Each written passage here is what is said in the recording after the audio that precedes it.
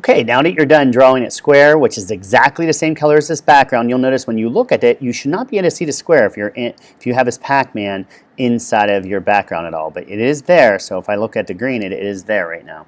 The next thing that you're going to want to do is draw an eye on this Pac-Man. So if I go over here to this solid color, maybe I'll change my eye color to black. You know, you can just do this for an eye. That works. It's nice and fast. Some kids get a little fancier. They'll draw like a white part, then go back here and like put like an eyeball in the middle. I even have kids that will change this and put to Miss Pac-Man, and you're welcome to do that if you want. You know, they'll put like a bow at the top of here. Again, I'm not an artist, but you know, it kind of looks like Miss Pac-Man. It's completely up to you what to do with that. It's yours. So there's my Pac-Man. I'm happy I drew an eye on my Pac-Man. The next thing you're going to do is you're going to duplicate this. So you're going to go up to the stamp up here.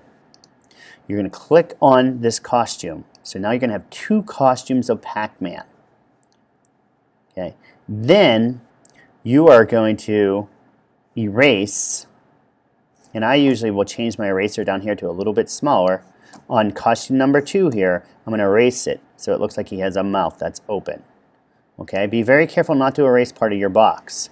Okay. So I have a mouth that's open, and again, it can look a little bit different depending on how you do it, but you're just basically erasing a mouth. If you mess up, you know, you can just undo and go back and do it again.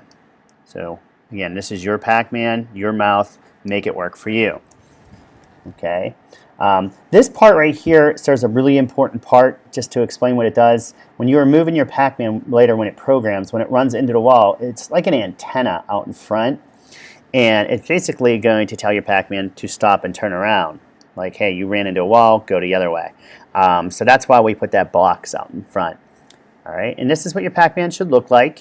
You're good to go, and we're going to start programming them next. The first step of programming will be to program them where to go to. So if I were you, I would decide where you would like him to start. I would shrink it down so it fits and it could fit through your lines. Okay, remember, you're going to be playing it full screen this big, so that's plenty big enough.